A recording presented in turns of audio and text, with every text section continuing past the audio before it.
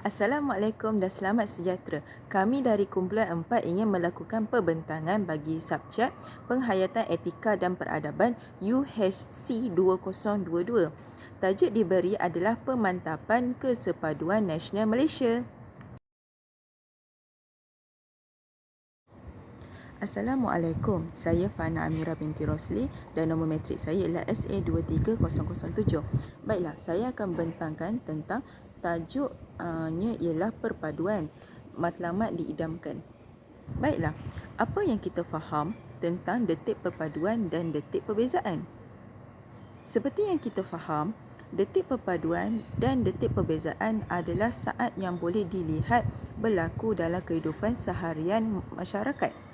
Untuk detik perpaduan kepentingannya ialah mengelakkan semangat asabiah, menjadikan Malaysia sebuah negara yang merdeka, dapat membangunkan ekonomi negara, dapat mewujudkan negara yang harmoni dan aman damai dan dapat membentuk negara yang berkualiti.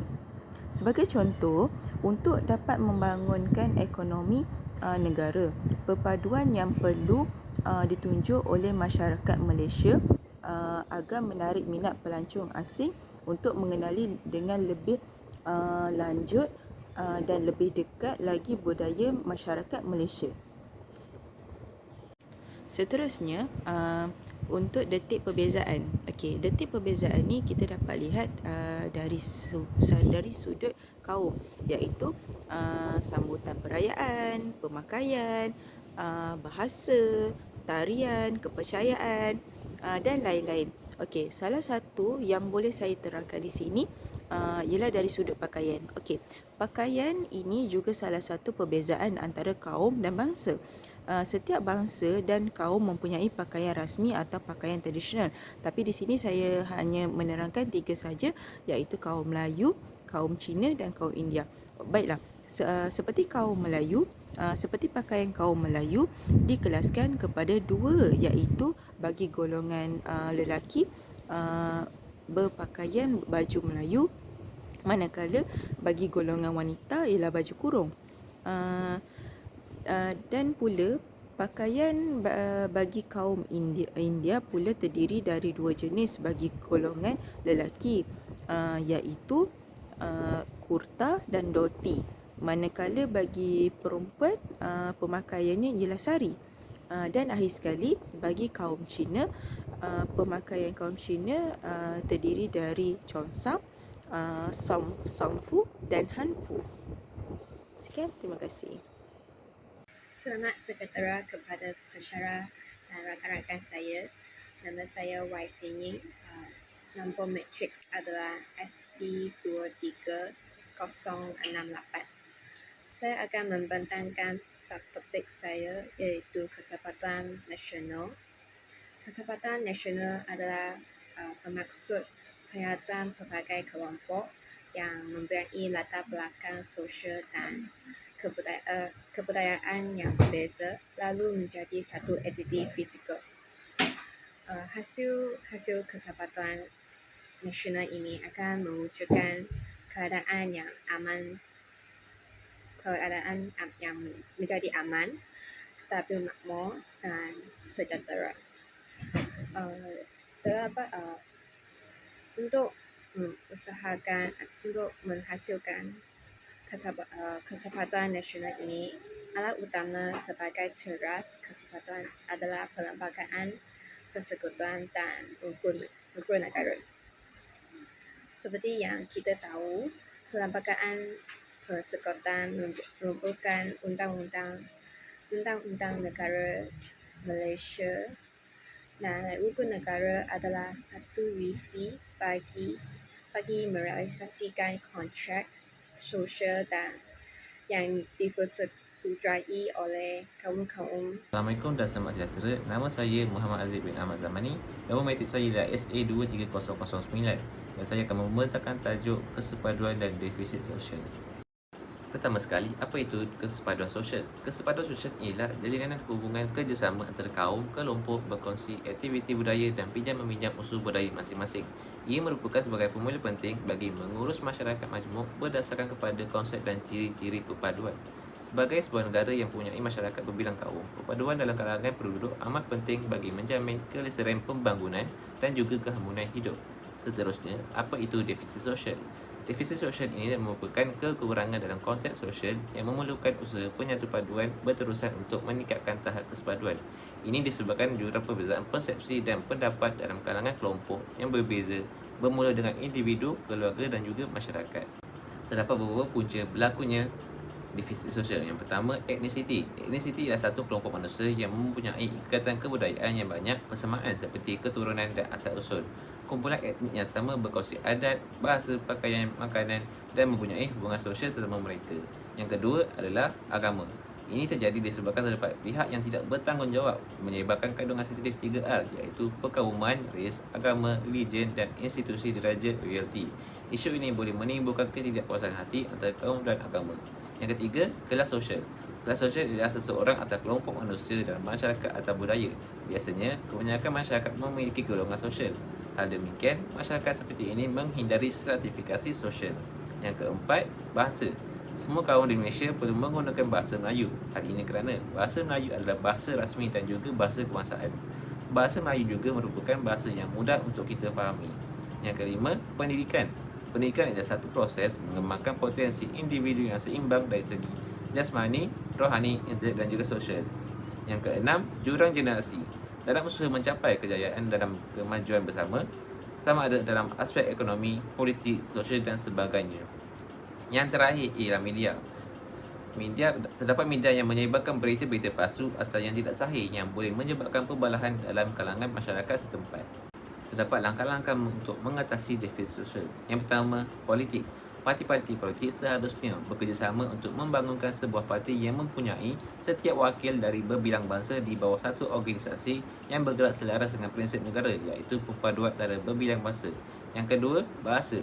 Menjadikan bahasa Melayu sebagai bahasa perantaraan untuk mengelakkan sebarang perselisihan faham dan kekeliruan antara kaum ketika dalam sebuah perbincangan. Yang ketiga, budaya. Semua rakyat Malaysia harus mempelajari serta mengetahui adat dan budaya bangsa yang lain. Yang keempat, agama. Sentiasa menghormati dan bertolak ansur apabila melibatkan kepercayaan seseorang atau sesuatu kaum. Yang terakhir adalah pendidikan. Setiap sekolah harus menerapkan penggunaan bahasa Melayu sebagai bahasa perantara dalam kalangan murid tidak mengira bangsa dan juga agama.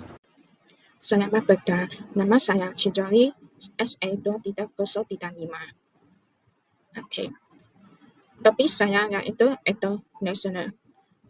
Menurut Wikipedia, ethos iaitu bahasa duniawi bermaksud watak yang digunakan untuk memamerkan kepercayaan diri yang menjadi pedoman yang mendapatkan diri suatu masyarakat, bangsa atau ideologi. Salah satu contoh negara yang menunjukkan ethos nasional iaitu Jerman.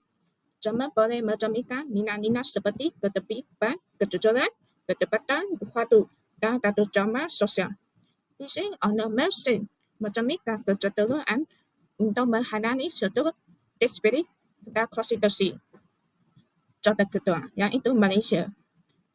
Rakyat Malaysia boleh bersama-sama menangkap perayaan tradisional seperti Hari Raya Deepavali dan Tahun Baru Cina disebut dengan semangat kebersamaan di Malaysia. Selain itu, makanan tradisional juga menjadi nilai-nilai penting dalam budaya Malaysia kerana makanan tradisional Malaysia dapat mencerminkan nilai-nilai budaya dan kebersamaan seperti sate dan roti canai. Selain itu, Hari Malaysia juga dinaikkan satu kepentingan internasional iaitu kedaulatan dan keamanan nasional. Internasional boleh meningkatkan semangat berpadu dan bekerjasama dalam menghadapi ancaman dari luar. Selain itu, internasional boleh membantu mendorong produktiviti dan kreativiti. Oleh itu, dia boleh meningkatkan daya saing ekonomi. internasional boleh mensampaikan politik dan sosial. Hari ini kerana internasional boleh menggunakan COVID dalam negara. Selain itu, internasional boleh memperkuat hubungan kegajian negara. Internasional boleh mengendalikan warisan budaya dan makanan keberagaman dalam masyarakat. Internasional boleh meningkatkan kedudukan Malaysia hari ini kerana semangat berpatuah dan saling hormat menghormati. Selain itu, ketidakstabilan ekonomi, iaitu kejahatan internasional. Kejahatan internasional akan mempengaruhi produktiviti dan daya saing ekonomi sesuatu negara. Jika kejahatan internasional COVID adalah pasal politik atau COVID bersenjata akan berlaku. Oleh itu, negara itu akan menghadapi kesusahan. Kejahatan internasional akan menyebabkan kehilangan identiti budaya. Identiti budaya sesuatu pasal akan tertitis oleh bertalu-bertalu asli seperti Taiwan. Oleh itu, internasional sangat penting supaya memajukan negara Malaysia. Terima kasih. Bismillahirrahmanirrahim. Assalamualaikum warahmatullahi taala wabarakatuh. Nama saya Siti Suada binti Ahmad bernombor menteri SA23012 akan membincangkan tentang etnik dalam bab yang keempat iaitu pemantapan kesepaduan nasional Malaysia. Alright, dalam etnik terbahagi kepada 3 bahagian iaitu tahap keetnikan, batas keetnikan dan juga hubungan sosial di antara etnik. Baik, yang pertama adalah tahap keetnikan.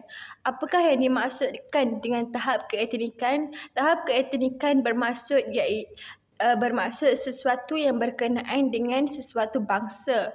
Umumnya, mengetahui Malaysia mempunyai 3 aspek terbesar yang berbeza iaitu agama, bangsa dan juga budaya. Sebagai contoh, Malaysia terbahagi kepada 3 bangsa yang besar dan juga berbeza iaitu bangsa Melayu, bangsa India dan juga bangsa Cina. Ketiga-tiga ini mempunyai agama dan juga budaya yang berbeza. Sebagai contoh, Melayu umumnya mengetahui mereka adalah penganut agama Islam. Yang kedua adalah bangsa India. Umumnya mengetahui kebanyakan ataupun majoriti bangsa India adalah penganut agama Hindu. Tidak lupa juga bangsa Cina. Umumnya mengetahui mereka adalah penganut terbesar agama Buddha. Dan ada di antara sesetengah mereka menganut agama Kristian dan sebagainya. Seterusnya, dalam aspek budaya pula, ketiga-tiga bangsa ini mempunyai budaya yang berbeza. Mengambil contoh, orang Melayu mengamalkan adat resam merisik seorang gadis untuk seorang lelaki. Dan kemudiannya orang Indian pula mempunyai adat resam seperti menyambut hari Taipusam.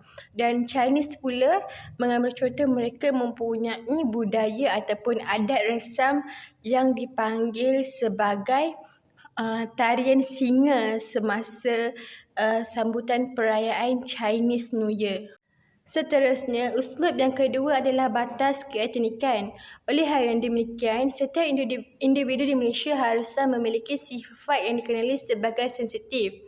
Sebagai contoh, tidak perlulah kita menghina ataupun mengejek sesuatu agama yang dianuti oleh sesuatu bangsa yang tidak kesefahaman dengan kita. Dan seterusnya, kita haruslah mewujudkan interaksi di antara bangsa. Sebagai contoh, setiap pelajar universiti maupun di sekolah haruslah mewujudkan satu kumpulan yang tidak mengenali apa itu erti bangsa dan tidak memilih bangsa ataupun tidak bersekongkol dengan satu bangsa sahaja. So sebaik-baiknya pilihlah secara random agar mewujudkan teamwork yang sangat-sangat sangat-sangat berinteraksi walaupun mereka berbilang bangsa, agama dan juga budaya. Uslub yang terakhir adalah hubungan sosial terhadap etnik. Oleh hal yang demikian, setiap individu haruslah menyantuni kepelbagaian yang ada di Malaysia. Sebagai contoh dalam aspek tarian tradisional, orang Melayu mempunyai tarian tradisional yang dipanggil sebagai zapin. Walaupun tarian tersebut diamalkan ataupun didahului oleh orang Melayu, namun tidak salah sekiranya India ataupun orang ataupun individu yang berbahasa China untuk menyertai tarian tersebut. Maka dengan cara tersebut kita boleh mengelakkan ataupun merapatkan jurang yang ada di antara ketiga-tiga bangsa ini sejurus mewujudkan kemantapan nasional yang ada di Malaysia sekarang. So itu sahaja daripada saya. Sekian, terima kasih. Assalamualaikum, nama saya Ahmad Fawaz bin Burhanuddin. Nombor ID pelajar saya ialah TC23012, akan membentangkan tentang alat penyatu paduan. Alat penyatu paduan. Maksud alat penyatu paduan ialah langkah yang diambil untuk mencapai kesepaduan. Ianya bersifat berterusan dari semasa ke semasa kerana konflik akan sentiasa wujud dalam kepelbagaian. Uraiannya ialah alat penyatu paduan ialah satu formula dan usaha berterusan pada peringkat semua lapisan masyarakat untuk menyelesaikan defisit sosial berwahanakan tapak integrasi berprinsipkan tawar-menawar, perundingan dan pengantaraan. Tawar-menawar. Definisi tawar-menawar ialah saling meminta dikurangkan harganya. Contoh yang dapat saya berikan ialah pembeli itu sedang tawar-menawar dengan penjual tentang harga baju itu. Manfaat yang dapat kita perolehi daripada tawar-menawar ialah proses negosiasi untuk mencapai keputusan yang disetujui semua pihak dan seterusnya menimbulkan keharmonian. Perundingan. Definisi yang dapat ditarifkan ialah perbicaraan. Dan contoh yang dapat saya kemukakan ialah Indonesia dan Malaysia kini berunding memorandum persefahaman bagi pekerja warga asing pembantu rumah. Manfaat yang diperolehi ialah perundingan bertujuan untuk mencapai penyelesaian yang memuaskan semua pihak, menyelesaikan konflik. Kemudian pengantaraan. Definisi pengantaraan ialah tindakan mengantarai, iaitu menjadi orang tengah. Contohnya, Ali bertindak sebagai pengantaraan dalam pengenalan Ahmad dan Siti. Apa yang kita dapat daripada pengantaraan ialah proses yang dalamnya pihak-pihak yang bertikai menyelesaikan pertikaian damai dengan bantuan pengantara. Terusnya, penghubung kepada sesuatu supaya ia dapat dilaksanakan.